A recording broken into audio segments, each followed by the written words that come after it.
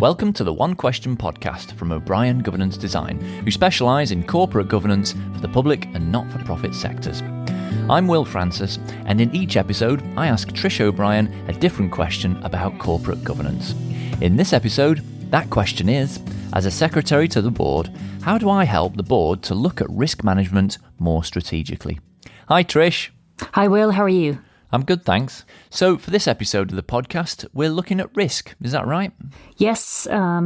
Risk it's certainly an important element of corporate governance, and it's one that people, I think, often struggle with. So it's right that we should dedicate one of our episodes to it. It's also included in governance codes and regulations for all sectors. And it's something that's part of external evaluation, which we've talked a bit about that in previous podcasts. Okay, so do you want to give us a quick sense of what it says in the codes? Sure. So we have the Code of Practice for the Governance of State Bodies. As we know, that's the code particularly for public sector bodies, and that has numerous references to risk. It says that the board's role is to provide leadership and direction of the state body within a framework of prudent and effective controls, which enables risk to be assessed and managed. And then it has these code provisions, 7.1 and 7.2, and they elaborate on that. And they set out how the board should approve a framework for risk and oversee its implementation. They also emphasize the importance of the role of the Audit and Risk Committee, which is a subcommittee of the board. Its role is particularly important in terms of risk, and it reports into the board on that. And it also, that particular code also provides separate guidance for that Audit and Risk Committee on its role. So that's the Code of Practice, which is for the public sector, as we know, and then with the Charities Governance Code, which is the code published by the charities regulator, it says that trustees, which are essentially board members, must consider and reduce risks to which their charity is exposed and regularly review a risk register. Right, yeah. Now, from what I know of risk, it's a pretty big topic.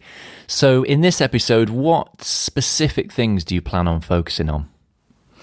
Yeah, it is quite a big topic, and there's a lot of different dimensions to risk, and you can get very detailed in terms of methodologies and approaches. What I was hoping that we might do is to step back a little bit from the topic and to make connections between how risk is thought about and managed and the strategy and values of the organization. So to make those connections. So I think we'll talk a bit about risk appetite and how that helps to shape thinking about risk. And I'll also provide an overview of the elements of a risk management framework.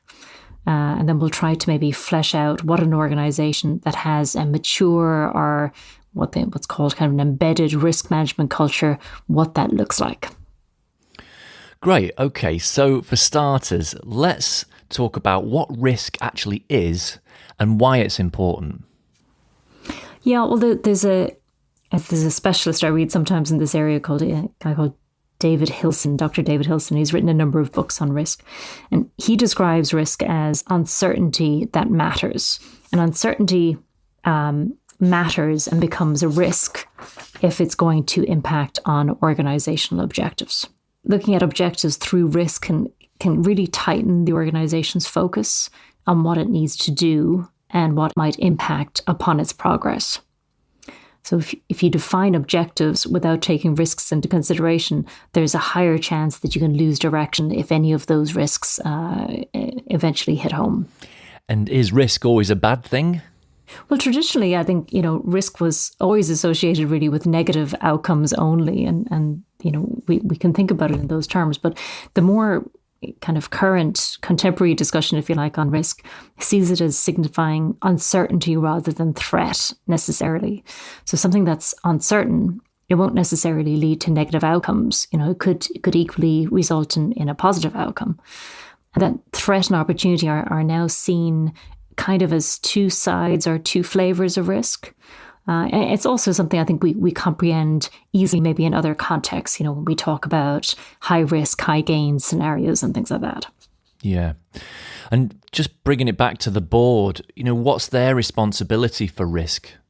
Well, it's the role of the board to agree the risk appetite for the organisation, to oversee how it operates, its risk management framework, and ultimately to satisfy itself that the way the organisation is managing risk is sound. And normally the Audit and Risk Committee, which reports to the board, has the role of assuring the board about risk management.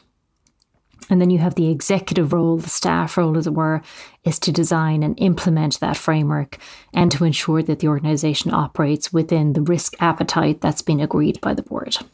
Risk appetite, right. Okay, so let's start by unpacking that a little bit. What is that exactly?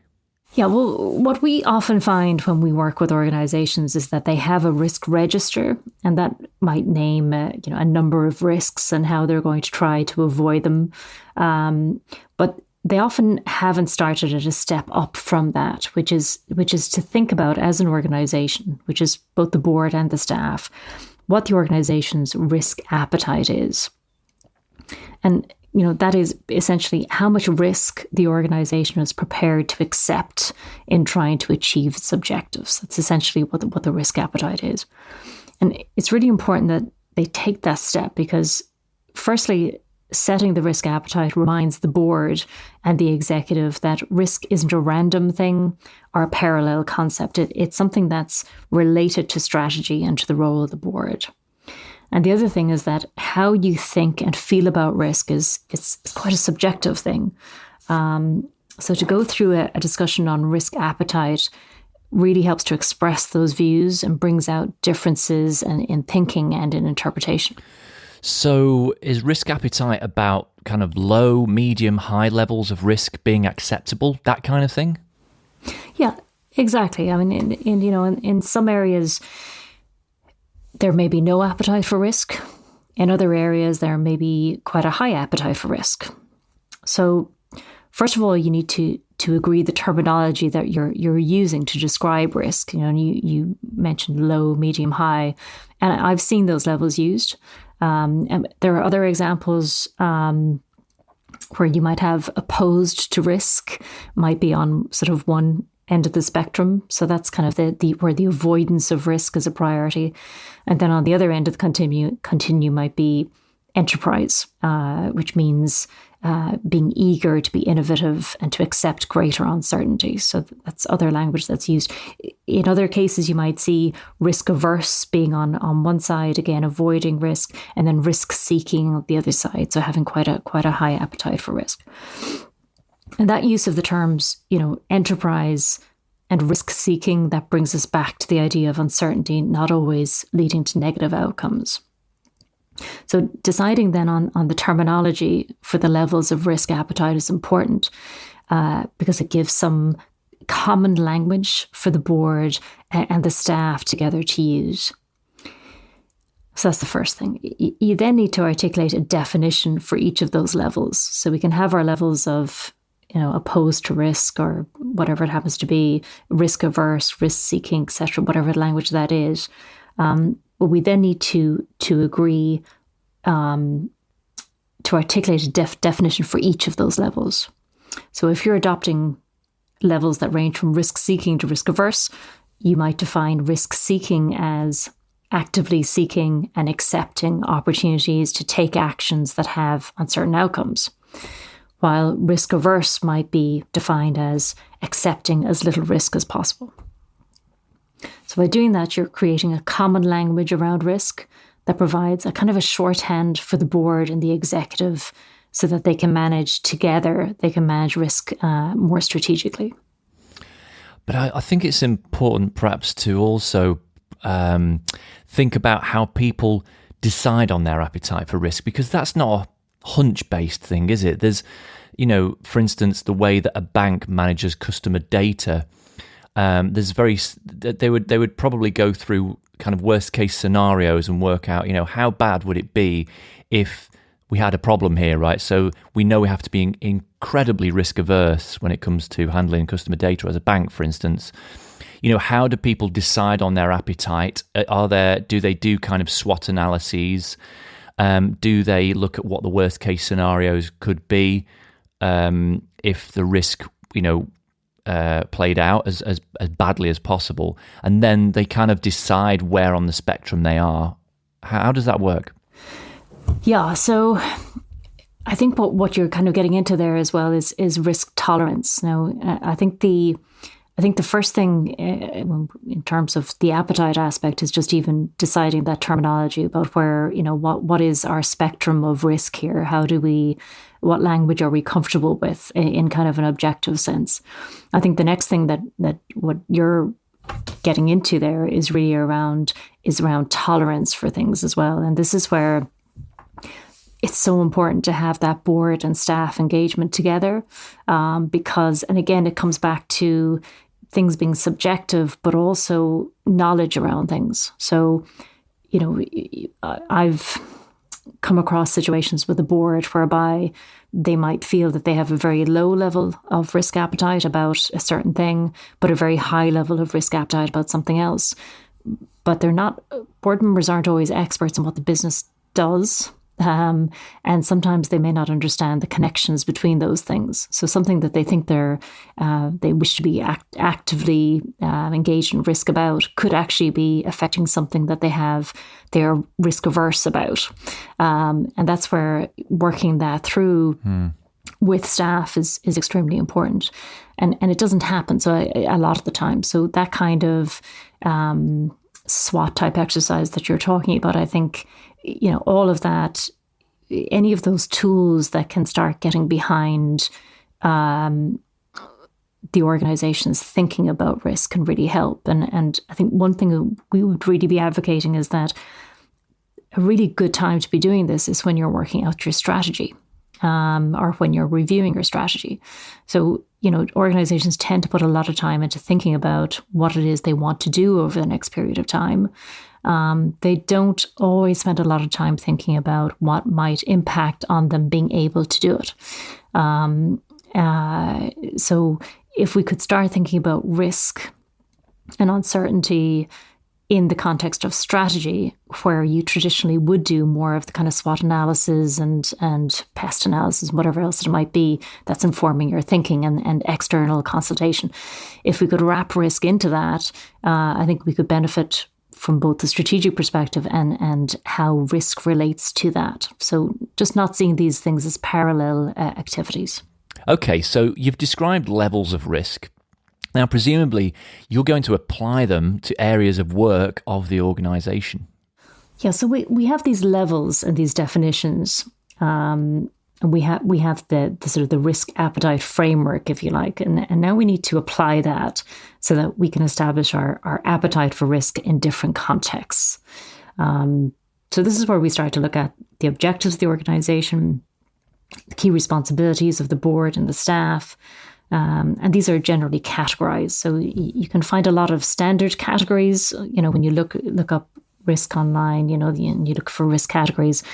There'll be things like health and safety, compliance, reputation, governance, etc., which an organization will decide its risk appetite against. And they're useful categories, they're important. But I think to make this more meaningful, you should be, again, going back to your objectives, those in your strategy, those in the board's responsibilities, and include some of those objectives in your categories again, So it could be to increase engagement with other national agencies or to secure a significant sponsor in a not-for-profit context. To me, those kinds of objectives are we equally important to figure out what is your risk appetite in terms of pursuing those. So when that risk appetite is agreed across the various areas of work, what happens next? Okay, well, organizations should have risk management policies and procedures in place that are agreed by the Audit and Risk Committee and that are approved by the board. And those documents should explain how risk appetite is agreed, how risk management is implemented. That should all be set out in those policies and procedures. And probably the most recognizable element of the implementation of risk is a risk register. And all the work done in developing and testing an organization's risk appetite, it has to be connected into that risk register. And you might think that's a logical step, but often we find when working with organizations that the risk appetite levels that have been agreed, they're often not reflected in the risk management process. So, for instance, some of the risks in risk registers, they might sit outside of defined tolerance levels, or they may not align with the risk appetite level assigned in the area. So you might find that there's really no connection between these things, between what the organization has said is its appetite and its tolerance, and for how it's actually treating risks that are associated with them. But again, if you spend time on that step and make it a discussion and engage with the topic, that's far less likely to happen. You're far more likely to have appetite and tolerances reflected all the way into the risk register. So what exactly is a risk register and how does it get populated? A risk register is essentially, it's a record of information about identified risks. So you'll often see the risk register. It could be in a spreadsheet format or even just a Word document. And the risk register, it identifies risks associated with different categories of business. And it will show how the organization plans to deal with those risks. So really, the organization's policies and procedures, they should describe how the risk register gets populated. And often you'll see that risk owners are assigned within the organization who are responsible for identifying and monitoring certain types of risk, and that can work quite well.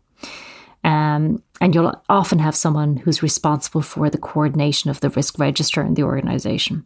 But it's important that the register, again, is in the same way as when we've been defining risk appetite, etc.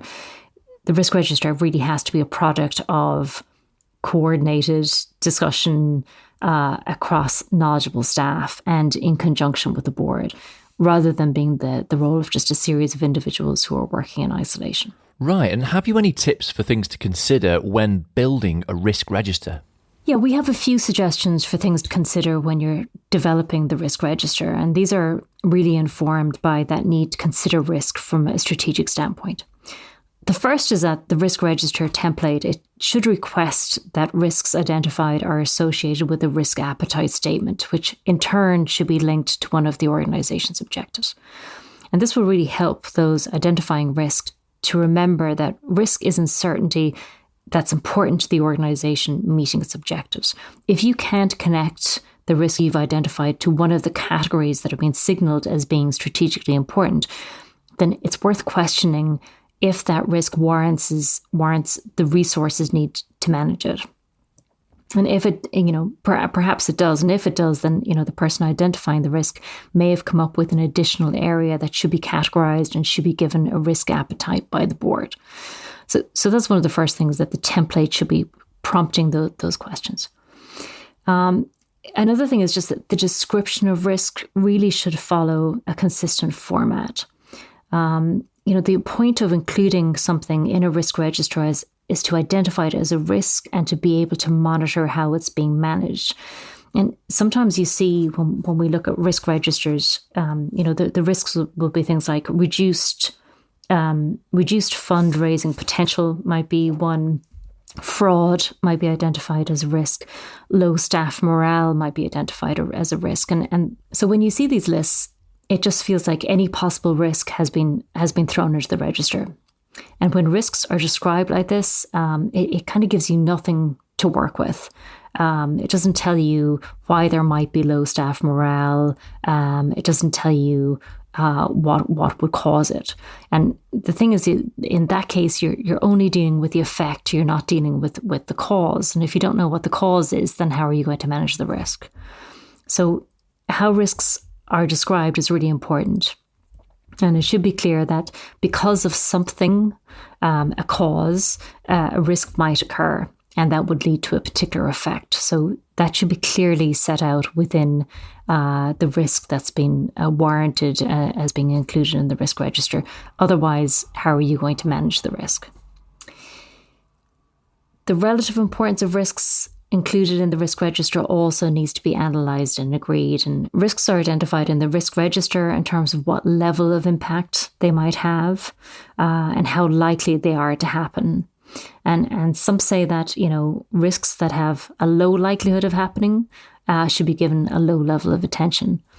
But if you look at the OECD, Organization for Economic Cooperation and Development, it looked at different governance systems internationally, and it concluded that boards really weren't giving enough attention to high impact risks where the likelihood of the risk happening was low. High impact is high impact, and low likelihood is different to no likelihood. So the things that could kind of sink the boat, they need to be watched and managed. And I think that's an important aspect to consider. So even though it's unlikely, the impact could be high, and it deserves attention as a result of that. Another thing I think is to build knowledge to treat risks. But to treat individual risks, you need to understand them. And this is where building up research and understanding of risks is important. And the outcome of that increased knowledge will result in further options for how the risk can be managed, and may lead to it being upgraded or downgraded from its original positioning on your risk register.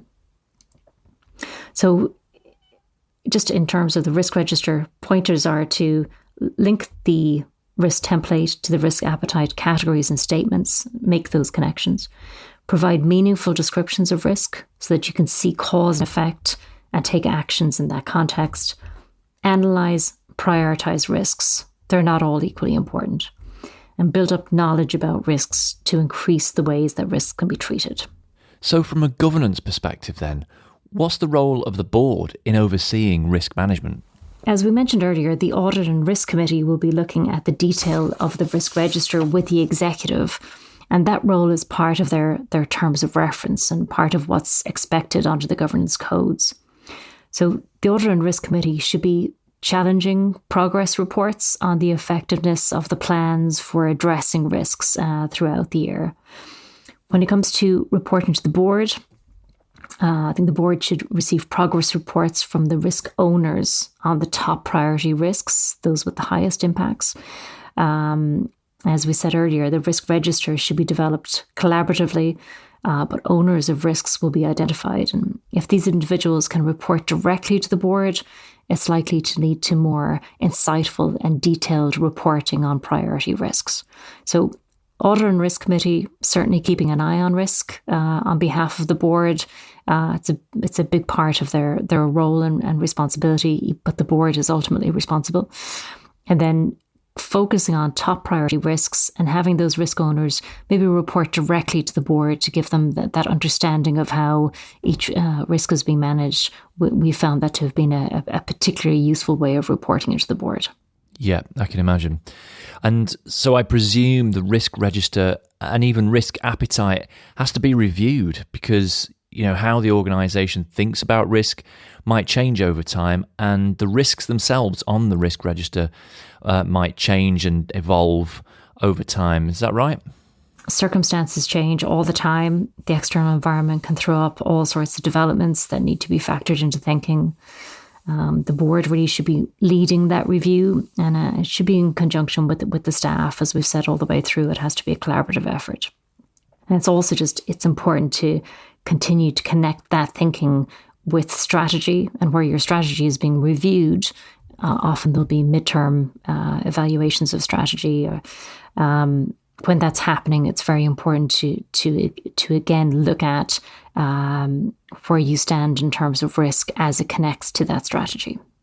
And so in real terms, do you think that all this attention on risk actually works and warrants all the time and effort? Well, I think that we can all think of things that have happened, both external to and internal to our organisation that weren't on any risk register and had never been considered. So, of course, it has to be acknowledged that a risk register isn't an answer to everything, and it certainly won't anticipate all risks. But I don't think that means that it has no value. I think that a comprehensive look at risk in the way that we're suggesting it's important because it helps you to look at your objectives from a different perspective and to challenge yourself to anticipate uncertainty that matters. Yeah. Earlier you used this term, a mature risk management culture. If an organisation has the ambition to develop that, what does that actually look like in practice?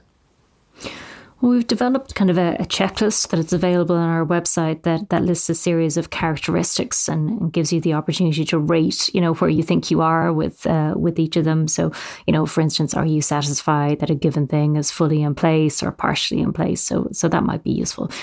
But in general terms, that you're operating within an organization that's managing risk strategically and in a kind of a mature fashion, if you like, if you're satisfied about some of the following things. So if you're satisfied that the organization's risk appetite and management processes are documented, that the board is setting clear and consistent expectations for managing risks, that senior management are communicating clear and consistent expectations for managing risks also.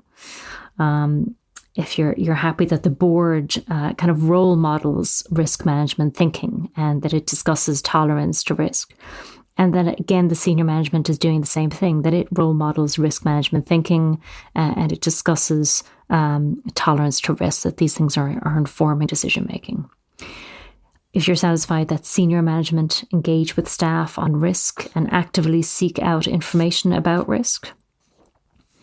If you can see and there's evidence of an effective means of communicating risk information across the organization. If staff are taking the necessary steps to escalate what they see as being significant risks. And if the currency of risks is kept under review on an ongoing basis. So I think they're the kinds of characteristics of what might be termed kind of a mature risk management culture or risk culture. I think for the most part, organizations are perhaps on the road to that with probably a relative minority who could satisfy themselves that all those characteristics are fully in place. Yeah, I can well imagine. What are we going to be looking at for the next episode of the podcast? Well, we've talked here about how risk is connected with achieving strategic objectives. During our next podcast, I think it might be helpful to talk about the board's role in strategy development, and then maybe in terms of the role of the board in overseeing progress against strategic objectives. Well, I look forward to taking a closer look at that in the next episode. Trish, thanks very much. Thanks, Will. You can find out more, access resources, templates, and the full one-question guides at o'briengd.ie. Thanks for listening. Goodbye.